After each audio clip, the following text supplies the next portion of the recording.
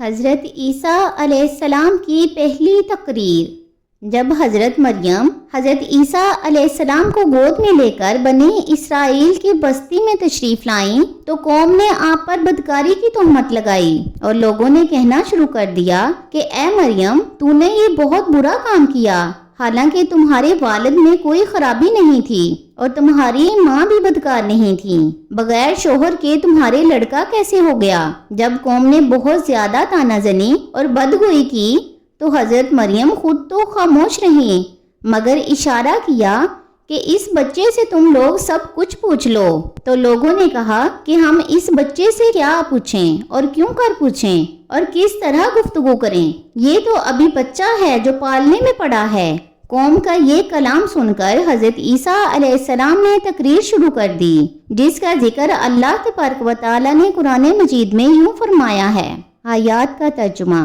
حضرت عیسیٰ علیہ السلام نے کہا کہ میں اللہ کا بندہ ہوں، اس نے مجھے کتاب دی اور مجھے نبی اور برکت والا بنایا۔ میں جہاں بھی رہوں اور مجھے نماز و زکوٰۃ کی تاکید فرمائی جب تک میں زندہ رہوں، اور مجھے میری ماں کے ساتھ اچھا سلوک کرنے والا بنایا، اور رہے سلامتی مجھ پر جس دن میں پیدا ہوا اور جس دن میں مروں اور جس دن میں زندہ اٹھایا جاؤں۔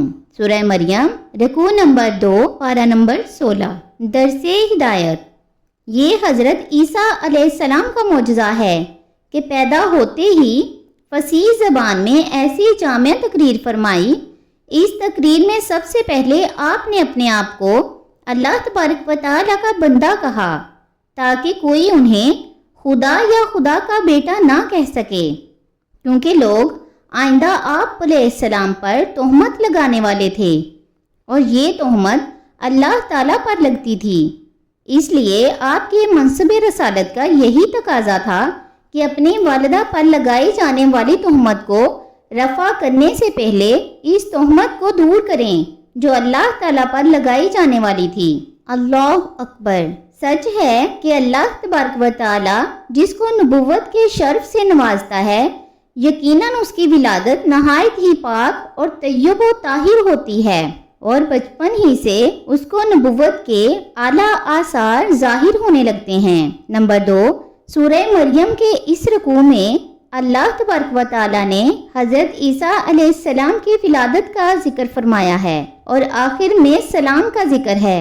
اس سے معلوم ہوا کہ نبی کریم علیہ السلام کے اوپر درود و سلام پڑھنا یہ اللہ تعالیٰ کی مقدس سنت ہے اور یہی ہمارا عقیدہ ہے۔